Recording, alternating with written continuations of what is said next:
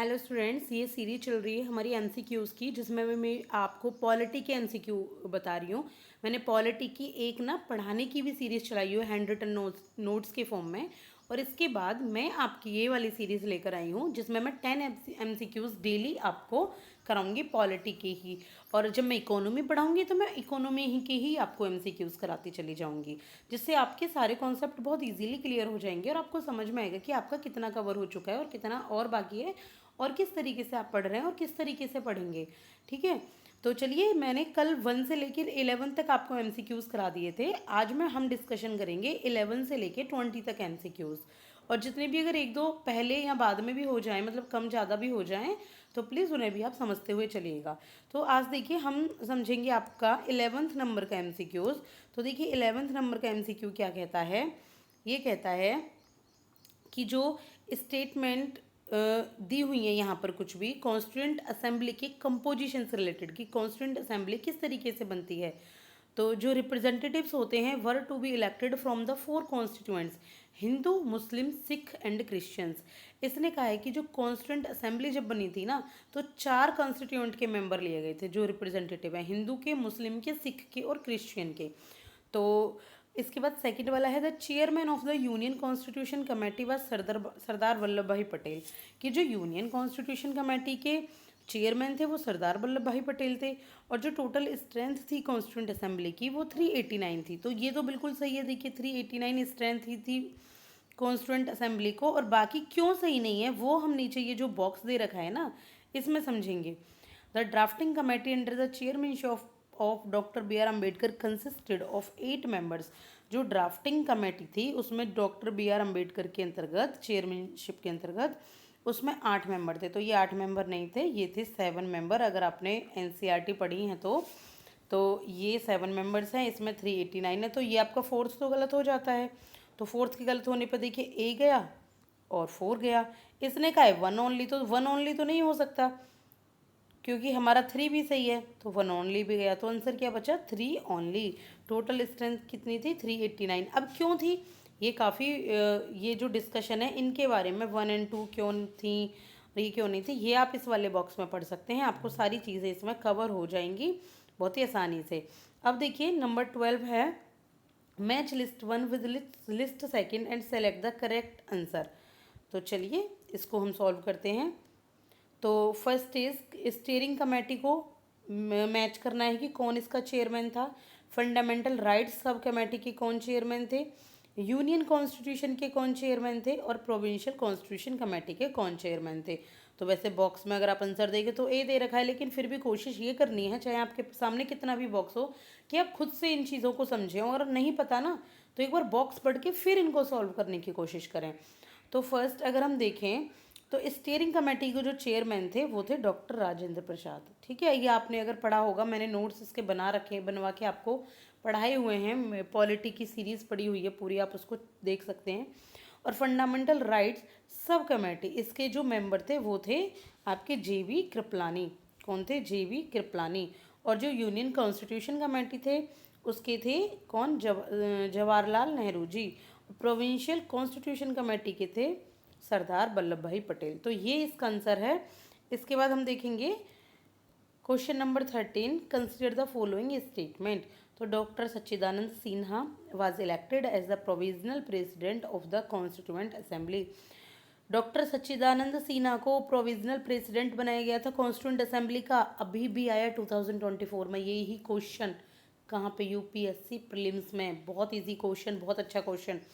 तो बिल्कुल जी, डॉक्टर सच्चिदानंद सिन्हा तो प्रोविजनल प्रेसिडेंट थे ही ना कॉन्स्टिट्यूंट असेंबली के। अच्छा चलो बताओ क्यों बने थे ये, इनको क्यों प्रोविजनल प्रेसिडेंट बनाया गया था। बहुत इजी और बहुत सिंपल सा रीज़न है, क्योंकि ये जितनी भी कॉन्स्टिट्यूंट असेंबली थी सबसे ज़्यादा ओल्ड एज के थे। अगर आपको ना पता हो तो डॉक्टर सच्चिदानंद सिन्हा सबसे ज़्यादा ओल्ड एज के थे, इसलिए इनको यहाँ पर पहले प्रेसिडेंट बनाया गया। ओल्ड एज के थे ये, इसलिए। इसके बाद H C. Mukherjee was elected as the vice president of the constituent assembly. बिल्कुल, ये आपने पढ़ा होगा कि जो एच.सी. मुखर्जी हैं उनको कॉन्स्टिट्यूंट असेंबली का वाइस प्रेसिडेंट बनाया गया था। तो ये दोनों ही क्वेश्चन सही हैं। इसके बाद क्वेश्चन नंबर 14 देखिए, consider the following statement about the judicial system introduced by British in India. कि जो ब्रिटिश ने ना इंडिया में जुडिशियल सिस्टम प्रोवाइड किया था, उसके बारे में ही कुछ स्टेटमेंट दी गई हैं जो कि हमें बतानी है कि कौन सी सही है। ठीक है, ये याद रखिएगा कि कौन सी करेक्ट है या इनकरेक्ट है, ये बहुत ज़रूरी है। तो चलिए, it's it judicially unified India, इसका मतलब क्या है कि जो जुडिशली इंडिया के लिए ही है, ये इसने यूनिफाई कर दिया इंडिया को, यानी कि एक कर दिया। The British established new system of law through the process of enactment and relevant interpretation of customary law. British ने कुछ ऐसे लॉ लगाए जिससे जो इंडिया के लॉ में नया सिस्टम एस्टेब्लिश हुआ। In general the British tended to avoid the customary law of India. Generally British ने ना इंडिया के जो भी कस्टमरी लॉ है उनको अवॉइड किया, तो बिल्कुल उन्होंने बिल्कुल भी अवॉइड नहीं किया कस्टमरी लॉ को। ये जो ब्रिटिश ने सिस्टम, जुडिशियल सिस्टम इंट्रोड्यूस किया, देखिए ये अभी तक भी चल रहा है, आप सब जानते हैं। तो ये पहला और दूसरा इसका बिल्कुल सही है, आप एक बार इसको पढ़ सकते हैं।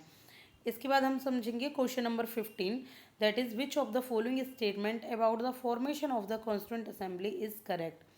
कि जो कॉन्स्टिट्यूंट असेंबली है उसमें से कौन सा सही है उसके फॉर्मेशन के बारे में। तो पूरा आपका कॉन्स्टिट्यूशन कैसे बना उससे रिलेटेड ही सारे क्वेश्चन हैं। तो आपको लगता होगा नहीं नहीं मैंने तो पढ़ लिया कई बार कि कॉन्स्टिट्यूशन कैसे बनाता क्या, अब ये क्वेश्चन करो, क्वेश्चन करोगे इसके आंसर सारे तो आपने बाकी पढ़ा है, वरना फिर तो आपको दोबारा रिवीजन करने की ज़रूरत है ना। और इससे आपको पता भी लग रहा होगा कि मुझे पढ़ना किस तरीके से, क्वेश्चन किस तरीके से बनते हैं। तो देखिए CDS 2015 में भी ये पूछा गया था कि इनमें से कौन सा स्टेटमेंट कॉन्स्टिट्यूंट असेंबली के फॉर्मुलेशन से रिलेटेड है। The member of the constituent assembly were chosen on the basis of the provincial election of 1946 कि जो 1946 में प्रोविंशियल इलेक्शन हुए थे ना, उसके बेस पर ही कॉन्स्टिट्यूंट असेंबली के मेंबर चुने गए थे। जी बिल्कुल ऐसा ही था, पहले प्रोविजनल इलेक्शन हुए थे, उसके बेस पर ही कॉन्स्टिट्यूंट असेंबली के मेंबर्स को चूज़ किया गया था। इसके बाद है the constituent assembly did not include representative of the princely state.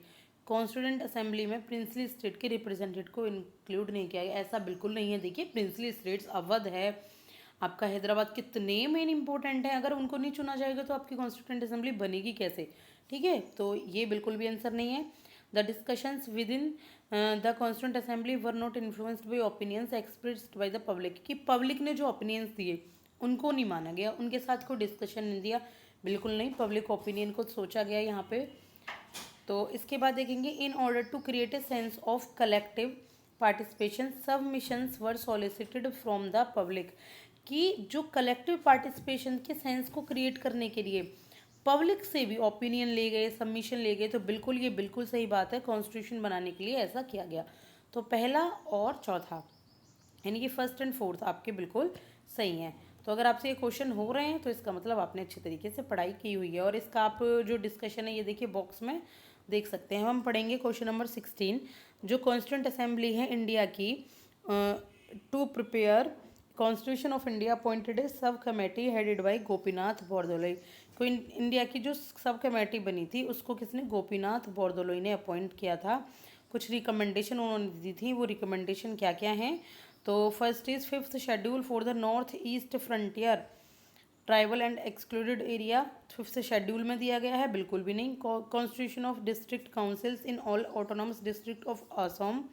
ये असम क्या है, ये सॉरी मुझे इसके बारे में इन्फॉर्मेशन नहीं है, असम या असम के बारे में दिया हुआ है शायद, ये मुझे लगता है ये प्रिंटली मिस्टेक है। तो जो आसाम की डिस्ट्रिक्ट थी जितनी भी, उनको डिस्ट्रिक्ट काउंसिल को कॉन्स्टिट्यूशन में दिया गया है, ऐसा भी नहीं है। इसके बाद है 6th schedule of the north east frontier tribal and excluded area. कि जो 6th शेड्यूल में दिया गया है नॉर्थ ईस्ट फ्रंटियर और ट्राइबल और एक्सक्लूडेड एरिया के बारे में, बिल्कुल भी नहीं है। आपने शेड्यूल पढ़ लीजिए, अगर नहीं पढ़े हों तो आप मेरी वीडियो देख सकते हैं पॉलिटी की सीरीज़ में जाकर, प्ले लिस्ट में जाकर। इसके बाद demarcation of territories in north east India की, नॉर्थ ईस्ट इंडिया की जो टेरिटरी है उनको डीमार्क किया गया, यानी कि रीएस्टेब्लिश में एक तरीके से डिमार्केशन हुआ। तो हाँ जी ये बिल्कुल सही है, ये गोपीनाथ बोरदोलोई जी ने ही इसको रिकमेंड किया था। तो इसका आंसर क्या है, आंसर नंबर 4। ठीक है, आंसर नंबर 4।